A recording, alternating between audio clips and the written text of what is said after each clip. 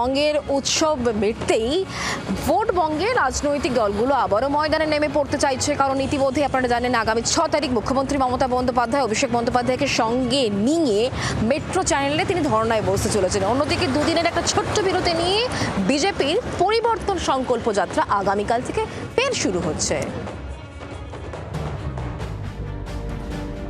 দলের রং গা থেকে ঝেড়ে ফেলে ফের ভোট ময়দানে তাল ঠুকতে নামছে রাজ্যের প্রধান দুই প্রতিপক্ষ।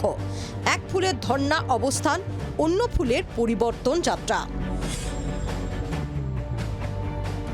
সালটা ছিল 2006-07।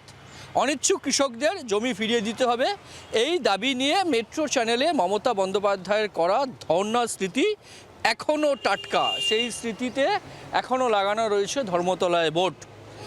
সেই মেট্রো চ্যানেলে আবারও মমতা বন্দ্যোপাধ্যায় ধর্নায় বসতে চলেছেন 6ই মার্চ থেকে।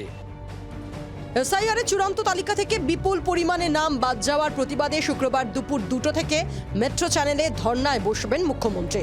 সঙ্গে থাকবেন তৃণমূলের নাম্বার 2 অভিষেক বন্দ্যোপাধ্যায়। ইতিমধ্যেই ধর্না অবস্থানের প্রস্তুতি শুরু করে দিয়েছে তৃণমূল নেতৃত্ব। মেট্রো চ্যানেলে এবং পুলিশের উচ্চপদস্থ আধিকারিক তারা দফায় দফায় আসছেন, বৈঠক করছেন। তৃণমূল সুপ্রিমো সহ অভিষেক বন্দ্যোপাধ্যায় সহ যে ধর্না, যাতে কোনো রকম সমস্যা না হয় তার প্রস্তুতি খতিয়ে দেখছেন পুলিশের উচ্চপদস্থ আধিকারিকরাও। সূত্রের খবর, ধর্না চালিয়ে নিয়ে যাওয়া হতে পারে 16ই মার্চ অবধি ধর্নার অনুমতি নেওয়া আছে, যদিও ধর্না অবস্থানের সমালোচনায় বিরোধীরা। রাজ্যের ওনারা মালিক মনে করেন নিজেদের, যেখানে নাকি ওনারাই বলেছিলেন কেউ বসতে পারবেন না, সেখানে আবার নতুন করে ওনারা বসছেন। সে যা পারেন করুন, মানুষের ওই নিয়ে কোনো উৎসাহ নেই। মানুষ শুধু একটা জিনিসই জানে যে বৈধ ভোটারদের রাখতে হবে, অবৈধ ভোটাররা বাদ হবে, মৃত ভোটাররা বাদ হবে, আর শান্তিতে ভোটটা দিতে পারবে। আর তৃণমূলকে হারাতে হবে। তৃণমূল হারছে, ধর্ণা দিন আর ধর্ণা না দিন, তৃণমূল হারছে। ধর্ণা তো দেওয়া আমাদের কাজ। আজকে আমরা ইলেকশন কমিশনের অফিস ঘেরাও করছি, আমরা বিরোধী, আমাদের কিছু করার সাংবিধানিক ক্ষমতা নেই। আমরা ধর্ণা দিচ্ছি, অবরোধ করছি, বন্ধ করছি। আপনি একটা রাজ্যের মুখ্যমন্ত্রী, আপনার হাতে বিএলওরা রয়েছিল। আজকে মমতা বন্দ্যোপাধ্যায় তার কৈফিয়ত দেওয়ার বদলে ধর্ণাবাজি করতে পারেন, কিন্তু ওনার চেহারা বাংলার মানুষের চেনা হয়ে গেছে।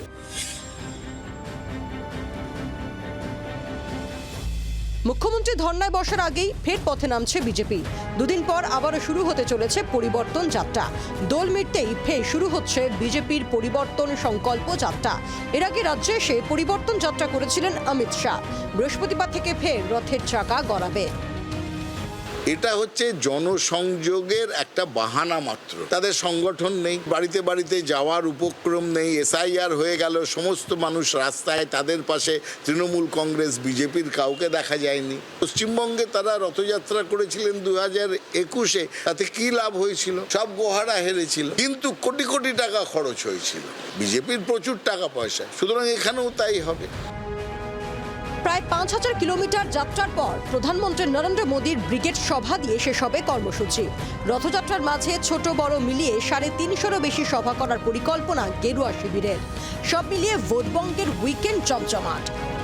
ব্যুরো রিপোর্ট, জি 24 ঘন্টা। বাংলার আওয়াজ, বাঙালির আবেগ, জি 24 ঘন্টা।